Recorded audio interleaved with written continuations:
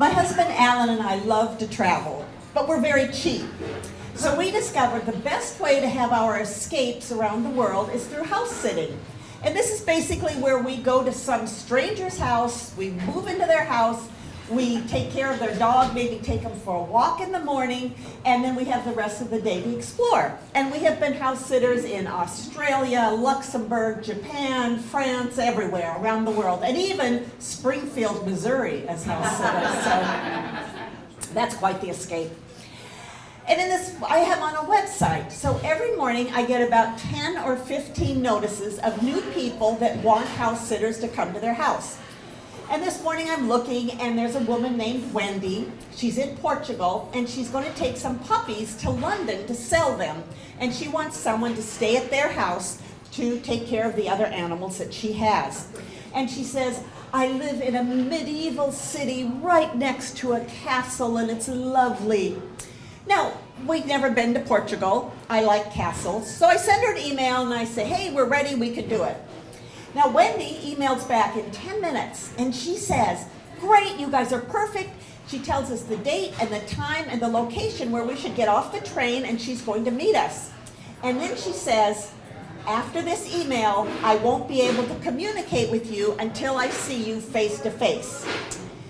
Now, normally when you do a house sit, you go back and forth with emails, and then you always FaceTime, and you check each other out, and you say, how much work do the dogs take, and all this information. So part of my brain is saying, Silvana, be sensible. You don't know about this person. It sounds a little fishy.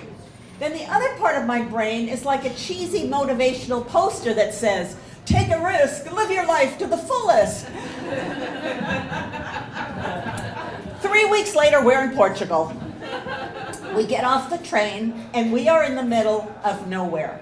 There is nothing but this dusty, barren landscape with a few Portuguese tumbleweeds going by. And we wait, and there's no Wendy, and I have no way to contact her. Well, finally, an hour later, this beat-up old Volkswagen pulls up. A lady yells out the window, I forgot you were coming. I was grocery shopping. Get in the car. So we get in the car, and we're kind of, scrunching our suitcases and toilet paper and everything. And then we drive just a little bit, and she goes, here's my house. And I look around, and I just casually say, oh, where's the castle? And Wendy says, the castle is in my mind. We follow Wendy into her house, which reeks of puppy pee. And she takes a spoon, and she's scooping out canned dog food, and she uses the same spoon to stir the stew that she's making us for lunch. And it's like a version of Hell's Kitchen right then and there. She says, follow me, I'll show you the animals. So she takes us out to a dog kennel, and there's 2 adult dogs there. And she says, just give them food and water every day. And I say, well, should we walk them? And she says, well, they have leashes right there, but I've never taken them on a walk. Oh. So she says, follow me. So we go to another cage. It's big, about twice the size of this room, with a net over the top. And that's home for her pet parrot. So she says to Alan, if you value your face, you'll never go in that cage.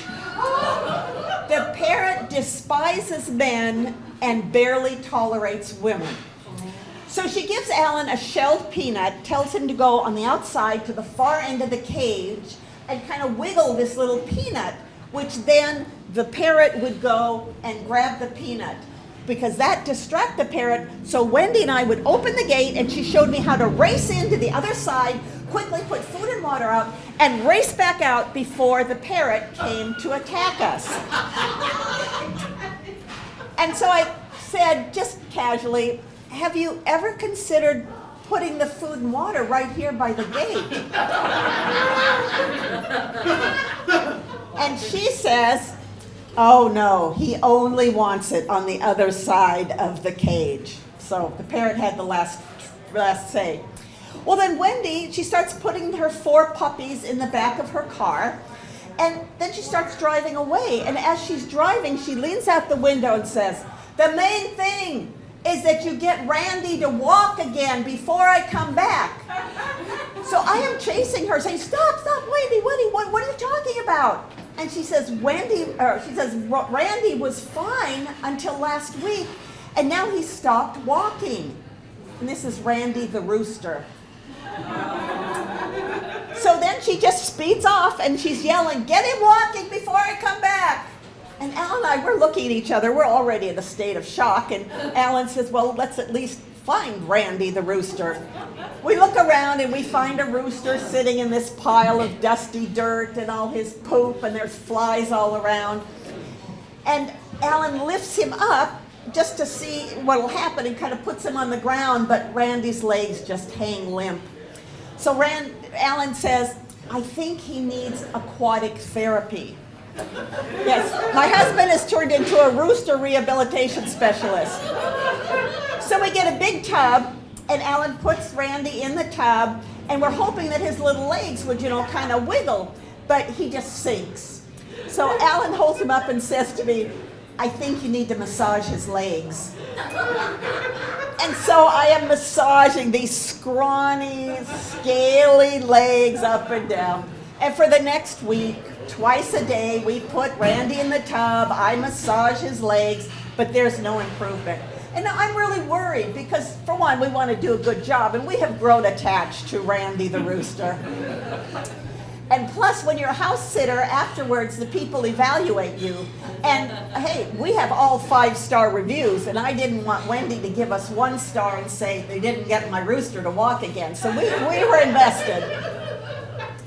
So Alan says, "I'm going to make a walking device." So we find a black plastic purse, and we cut 2 holes in the bottom. We stick Randy in it so his legs are hanging. And Alan finds a bungee cord, which we tie to the handle, and then we try walking. It's like a Johnny jump up for roosters. And so we walk him up and down the driveway, hoping his legs will touch and kind of spring back up. But it's no good. So Wendy's coming home the next day, and I'm so worried. We tried the water therapy, we tried everything. I gave him an extra good massage, and nothing helped. So Wendy came home, and I said, I'm so sorry. We couldn't get him to walk. We tried everything. And she said, it's no problem, don't worry. So Al and I, we packed up, and we quickly escaped to another house sit in France where there were no roosters. And about a week later, Wendy calls me back, she emails me.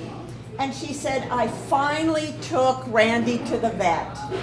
And the vet diagnosed Randy as having some rare type of worms that were eating his muscles and internal organs. And the vet suggested that she euthanize Randy because he had no chance of walking again. But Wendy took him home and she cooked him for dinner.